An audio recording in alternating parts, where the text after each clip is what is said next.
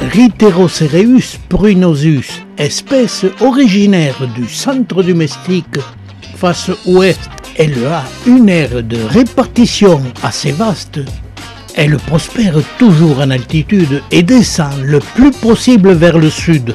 Et pour protéger les jeunes pousses des rayons solaires de montagne, elle a développé une pruine très blanche.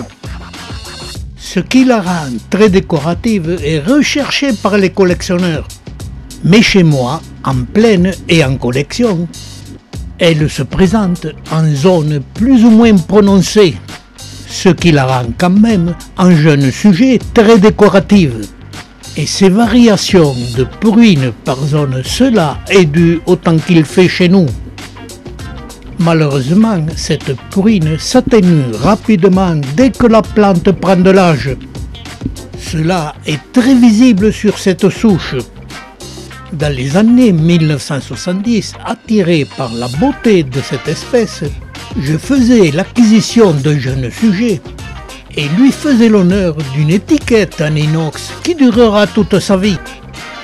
Actuellement, cette espèce porte plusieurs noms et sur Internet, les plus utilisés sont Stenocereus ou Lemerocereus pruinosus. Et l'essentiel, c'est son nom, Pruinosus. Et à l'époque, il n'y avait pas Internet. Et vous remarquerez que sur ce même Internet, la fleur de cette espèce n'est présentée que sur site, sur des sujets très âgés. Et pendant ces 50 années de culture, j'attendais avec impatience la floraison de cette espèce, car je n'avais dans ma bibliothèque aucune documentation concernant cette floraison. Pourtant, pour la faire fleurir, je l'avais cultivée en pot, ce qui souvent, pour la plupart des espèces, provoque la floraison.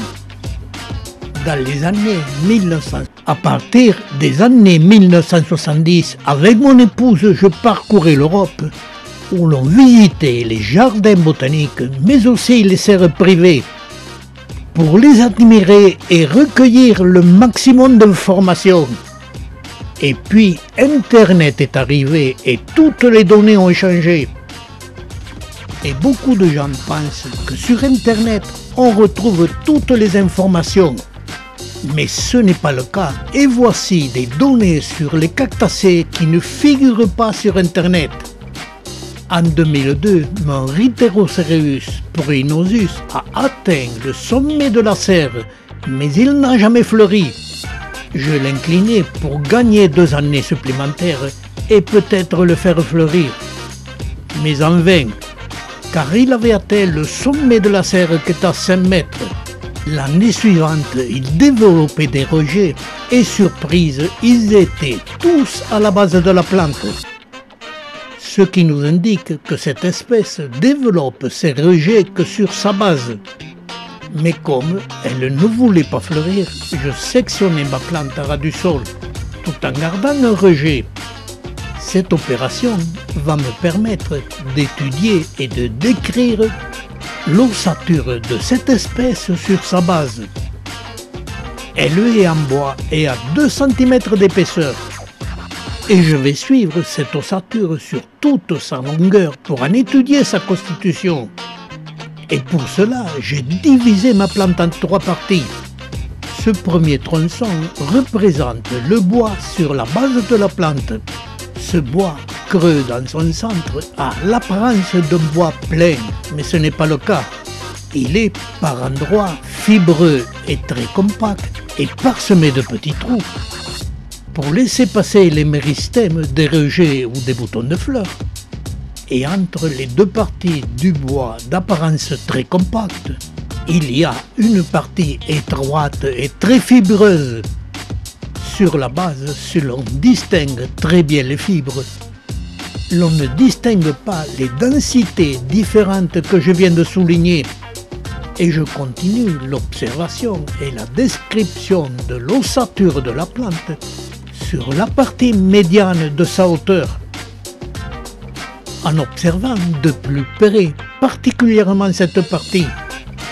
Et l'on distingue les deux parties du bois plus condensées que j'avais montrées précédemment, qui sont de couleur plus blanchâtre et entre. Les parties fibreuses ont disparu et laissent apparaître en jaune le parenchyme modulaire. Puis, sur cette partie, je supprimais le parenchyme modulaire pour laisser apparaître les parties de fibres compactes, qui sont très fines, d'environ 1 cm de large sur quelques millimètres d'épaisseur.